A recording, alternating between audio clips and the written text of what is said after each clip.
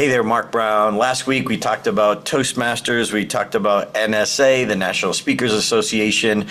But truly, if you want to be unforgettable, you got to become a master at both the skill and the business of speaking. So when I focused in, I'm like, what do people really need? What do they really need? What was I missing for so many years trying to figure it out on my own? Now, I had the habit, stage time, which is a great habit, except if you're not getting new insights, you're going to practice and reinforce bad habits. So I still believe in the value of stage time, but if you want to master something, I think there's a little bit more. Anything to add to that, Mark? Let's talk about the math to mastery. Anyone can give a presentation. Few deliver unforgettable presentations. What's the difference? You're about to find out. Welcome to the Unforgettable Presentations Podcasts with your hosts, world champion speakers and coaches Mark Brown. Your life tells a story, and there's someone out there who needs to hear it. And Darren LaCroix. Stage time. Ready for some powerful presentation ahas? Let's dive right in.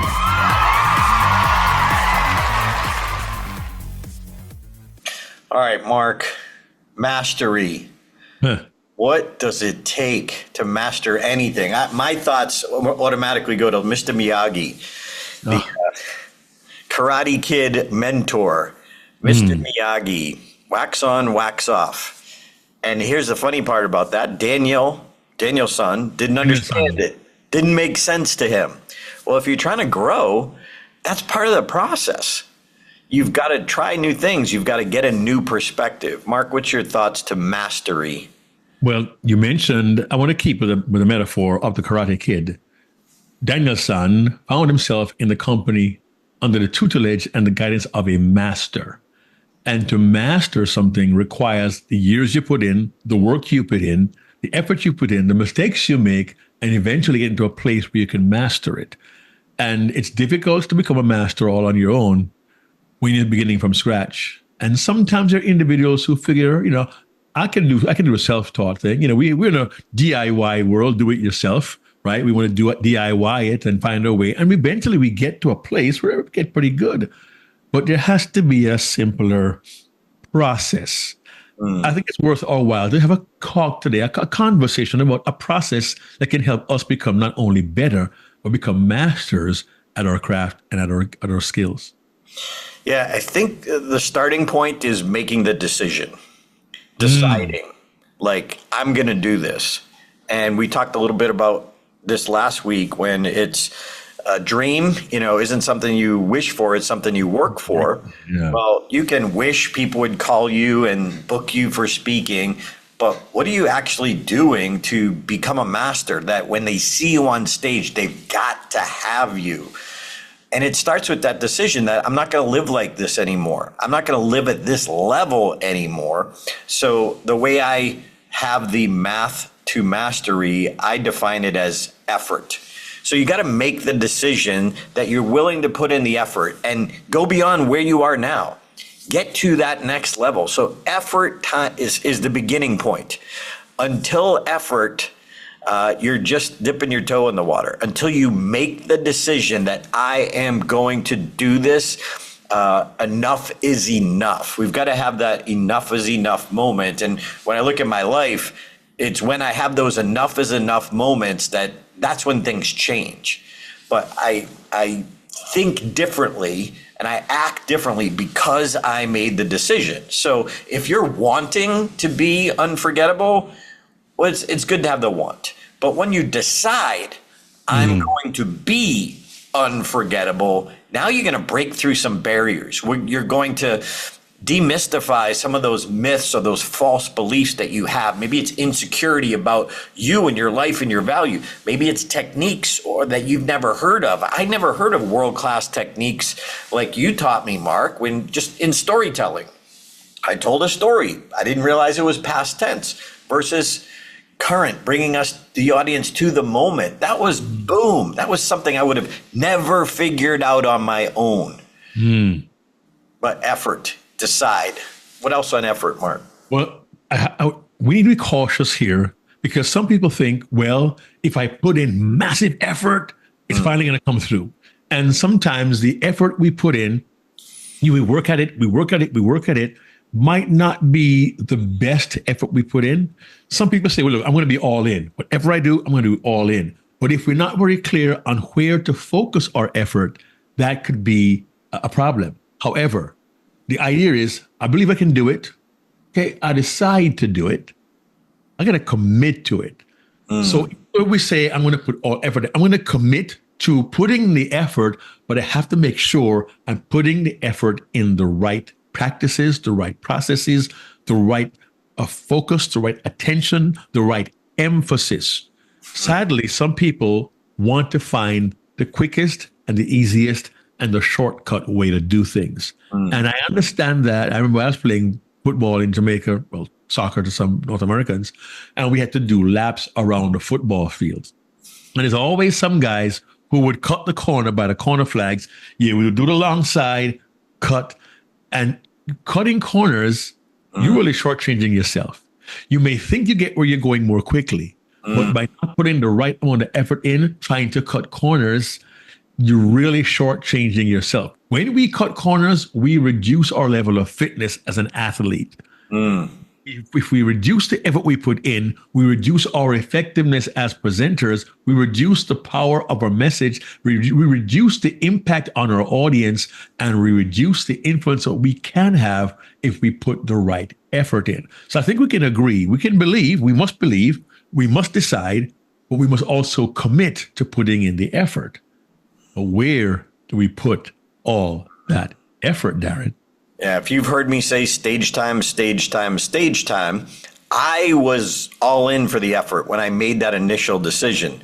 But if I'm going to be honest here, 4 Toastmaster clubs, 7 years, NSA, 7 years. I wasn't making much progress, even though I was getting more comfortable and more competent on stage.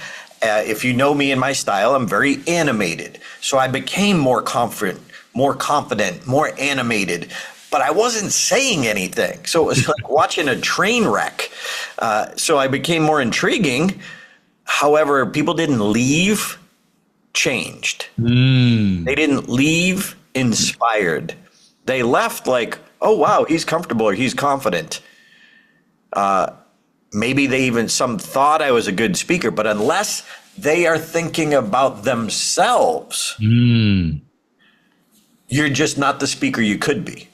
They need to leave thinking about themselves, not you are a great speaker. So that comes to step number 2 in the multiplication mastery and the math to mastery, effort multiplied by, I'm from New England, so sometimes we say times. Times, yeah. Jamaica, they would say times, no problem. Yeah, man. A proven process. So when I started in stand-up, it was the book, Stand-Up Comedy, the book. It gave me a process to follow that I was unfamiliar with. Just like Mr. Miyagi gave Daniel-san some exercises he didn't understand, but he was walking him through a process. Wax on, wax off. Wax off, yeah. Paint the fence. When I became a sponge again and I started in stand-up, I went to someone who was where I wanted to be, headliner comedian Chris McGuire, and I asked him. Now, I didn't know him. I just walked up to him after a show and asked him, hi, my name's Darren. What do I need to do? He said, number 1, go get the book. The book. So the book is the process. In Stage Time University, we teach the process. We teach the process on how to create an unforgettable presentation, the process on how to tell unforgettable stories, the process on how to get laughs, and the process of own the stage, your own personal delivery. We call it the core 4. So we give you the core 4. So there are 4 different processes for 4 different skill sets in the speaking realm. Now, You may have one that you're naturally good at. Maybe you're a great storyteller. However, maybe you could be better at it. So you stand out with your natural talents once you understand the world-class techniques. So if you have a natural talent, that can be awesome. It could also be devastating if you're not open to learning how to make it better. It could be just nullifying or keeping you at that same level unless you're hungry and eager to figure out how could I do it better. Even something as simple as writing an introduction. I don't need that. Well, yes, you do. You're speaking at a convention or conference. Don't let them use your bio for the introduction. That is horrible. That makes your job more difficult because you haven't set up the audience to want to hear what you're going to say. So again, the process. Now, Darren, remind me, you told me a story years ago about the process, and you told me you invited people to take the book test. You mentioned that book, and I know you mentioned the book as part of the process, but help us, those of us who are new to the podcast, to understand, one, what the book test was, and two, why it was so important to you in the context of somebody who claims they want to master it. They claim they want to get to mastery. Explain the book test real quick, please. Yeah, so because after I won the world championship, a lot of people came to me for advice because they knew stand-up was my background. A lot of them wanted to be funnier. So I would give them what I call the get the book test. So I tell them the story that I just mentioned here, where I walked up to Chris McGuire, asked him for advice. He said, get the book. So I tell people who come to me, I advise them to get the same book that I got. Get the book. And then go through it, do the exercises, and then we can talk. Now, keep in mind, if you have a lot of people looking for free advice, you have a lot of people looking for free advice, which takes a lot of time. So what I'm doing with the Get the Book test is I'm finding out who's serious, who made decision number one, that I'm going to figure this out. Well, if you say you're going to figure this out and you go to someone who is where you want to be, they give you a bit of advice and you don't follow it, why would I give you more advice? If you're not willing to go get a $12 book on Amazon, you're never going to do the hard stuff. When I went to my mentor, Alan Weiss, I would literally write down everything he told me to do. If we would, he offered to have lunch for other NSA members. This is early on. I'm not saying he does it now. I do it now for my local chapter, take them to lunch, and he gives me things I must do. I wouldn't dare go back to him and ask him for more advice until I checked off everything on that list. I just don't get why people would do that, but they're looking for that shortcut. Yep. It goes back to number one, make the decision and put in the effort. And if you're not willing to do that, why should anyone help you more? And the thing is, please understand, I'm not saying anybody who's hearing this does this, but when you take those shortcuts, when you bypass steps offered to you by someone who has been where you are and has achieved what you want to achieve, it's in your best interest to follow that process. And the book is simply an example and a metaphor. You're also telling the person, I'm willing to do what is necessary to become a master. Daniel San didn't want to whitewash fences and wash cars, but Miyagi said, wax on, wax off, wax on, wax off. How to use a paintbrush technique. And he understood later the power and the value of what he was learning. So if you want to become that master, even when it may not make complete sense to you, when you have a mentor and a coach who's advising you, I recommend you do what they say. And Darren and I will laugh about this because we had an encounter at one point when we were working together back in '01 where I gave Darren instructions that didn't make sense to him because of his personality. I mean, he has told a story several times. If you're new, you might not have heard it, but to Darren, write down the ideas on paper. You can't edit what you don't write down. And your answer was, I'm a bullet point guy. I don't write things out word for word. I can't be stuck in the script. I can't do that. That's not me. You don't understand me. We went back and forth at one point. Thankfully, Dave McAleenan, his other coach, was there. He kind of called a timeout. We both kind of cool off. Go to a neutral corner. Take a 10 count. But we laugh about that now. We do. But Darren and I are like brothers. We're very close. But that moment, that day in the auditorium, the Wallace Auditorium at Reader's Digest in New York, was a point where Darren had to come to terms with, I need to follow this process in order to become the master I want to be. I'm not saying I was a great wise man, but I just knew in the moment that particular step was a part of the process Darren needed to be where he is today. And seeing him do what he does now and the heart he has to help people, trust me, friends, when he says it, he's lived it. He's made the mistakes, and he knows when we can find a proven process, it can make a significant difference to our progress and put us on the right path to mastery. Yeah, so effort times or multiplied by a process is almost mastery. There's still one more part of the math to mastery. So effort times a proven process plus qualified coaching. You need the Mr. Miyagi. You need the wax on, wax off. You need the process, which Daniel-san didn't understand. He was building his muscles to be able to deflect punches, but he was working on it. He put in the effort, but you still need Mr. Miyagi to help you tweak your technique. There you go, Mark. Tweak your technique. I like that. Darren is rhyming. No, it's wonderful. Yes. So effort times a proven process plus qualified coaching equals mastery. And I challenge you to disprove this formula. I believe it, but this applies to anything you want to master. You want to master painting. You want to master mountain climbing. You want to master fill in the blank. I believe in this formula. It's simple, it's powerful, but if you take out one element, you're not going to become that master you desire to be. Now, you said earlier, Darren, about your nice little rhyme, tweak your technique. And my brain went back to the film, The Karate Kid. And I can't believe we're sitting on this film for so much today. But I remember when Mr. Miyagi would have Daniel paint on the paintbrush, but he would hold his arm, lock his wrist, and show him what the technique was to do the painting, which was really mastering the little techniques. He was tweaking it to make Daniel better at what he does.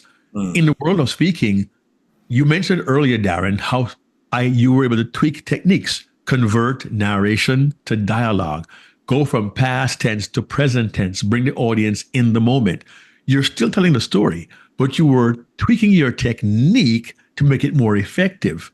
And we look, those of you who know us know we talk about qualified coaching quite a bit. We tell our stories as well, but understand when you qualify with the word qualified, you're able to learn advanced techniques that really masters use almost flawlessly and easily. And there's small changes. It's funny, Darren, I have the privilege of being the pro speaker coach for the National Speakers Association Georgia chapter. So I coach the cohorts directly myself every year. My second year, we have our showcase this year, September 7.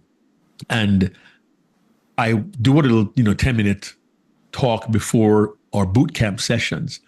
And I talked about your stageology and the idea of a stage plan. And I briefly mentioned that stage mastery, stageology. And two of them said, "Oh, Mark, that's a game changer. I never thought of that." And you're individuals, some of whom have spoken before. But the idea that the stage could itself be a prop, the stage could be a tool for learning your script, for delivering your message, for giving the audience an experience, they viewed that skill as mastery at a level they had not even been taught before. I say this not to brag. I say this to say it took me 30 years to learn some of this, and some I learned from you because you were a stage person. You're very strong on stageology. That's your word. But realize when you have someone who understands the nuances, who is willing to help you, guide you, coach you, support you, and instruct you, that is a component you should not take for granted. And Darren, I'm going to hit a hot button word that I know gets you going. And the word is ego.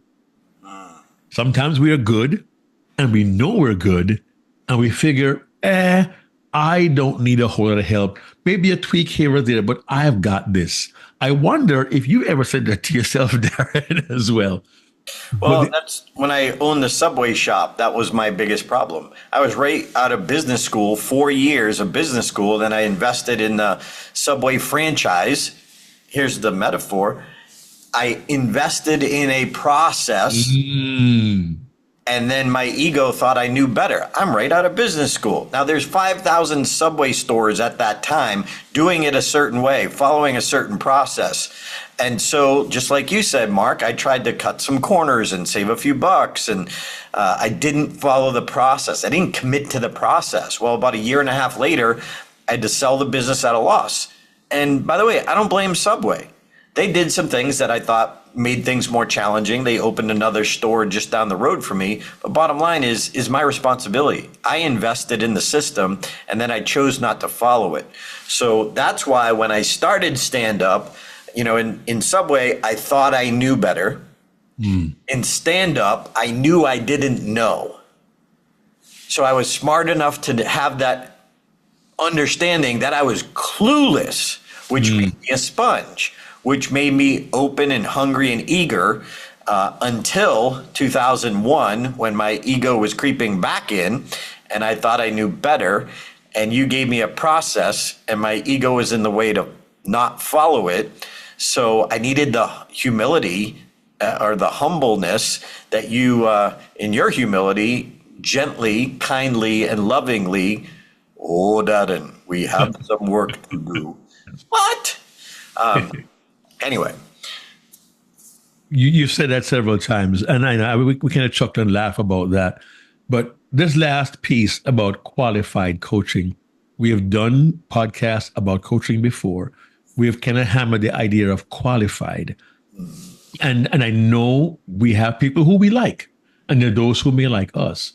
But sometimes the most qualified is not the person you, quote unquote, have as a best friend, but is a person who is best qualified to show you what you do well and help you improve on what you do as well.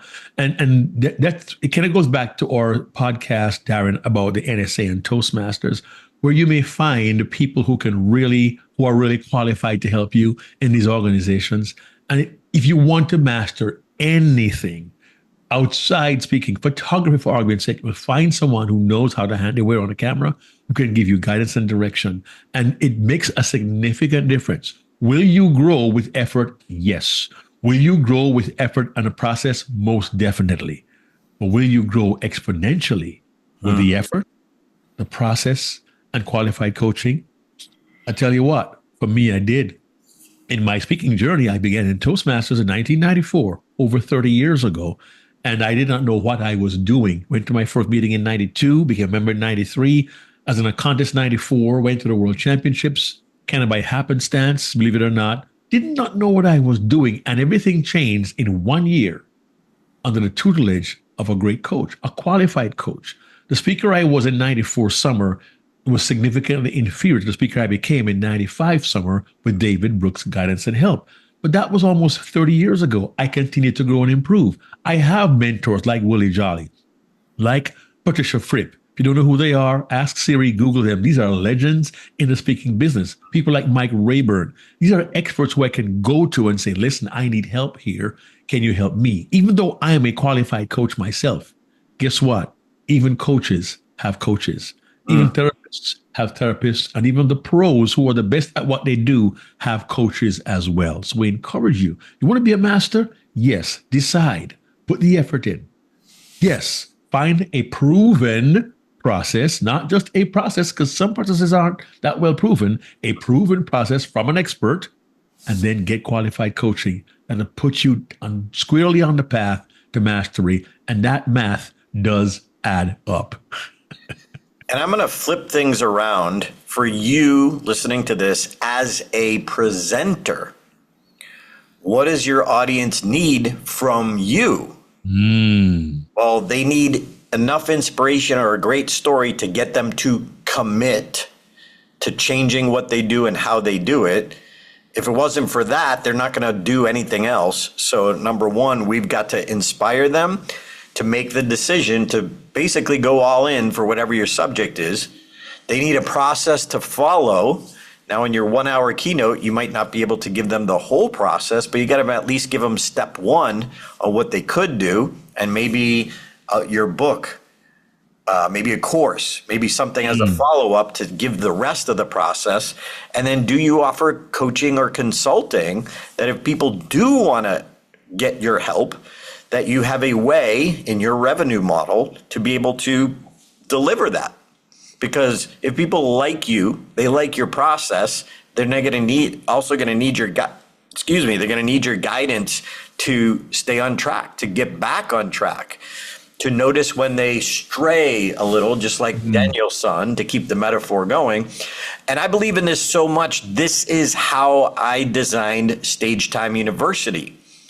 I designed, if you want to work on the skill, we have presentation mastery. Well, what do you need? Well, you got to decide, you got to join us, be a part of the Stage Time family. And then I have several processes on one, how to create a presentation, create your keynote by next week. 2, how to tell unforgettable stories, secrets of storytelling. 3, get more laughs by next week. And 4, own the stage delivery. So I give the core 4 processes. And that alone would be great because now I don't have to put any more effort or time. I just need to get people to register and go through the process. Well, that's not enough. Now they need the qualified coaching part. So every Wednesday, we have 2 coaches, 2 world-class coaches on every call, giving 3 of our members feedback, direct specific feedback. In 20 minutes, your story is going to change. Some people just have an idea for a story, so my coaches, Mark being one of them, me being one of them, will do a story dig and help dig out of you the critical elements to the story instead of you trying to figure it out in isolation. So every Wednesday, we have qualified coaching calls.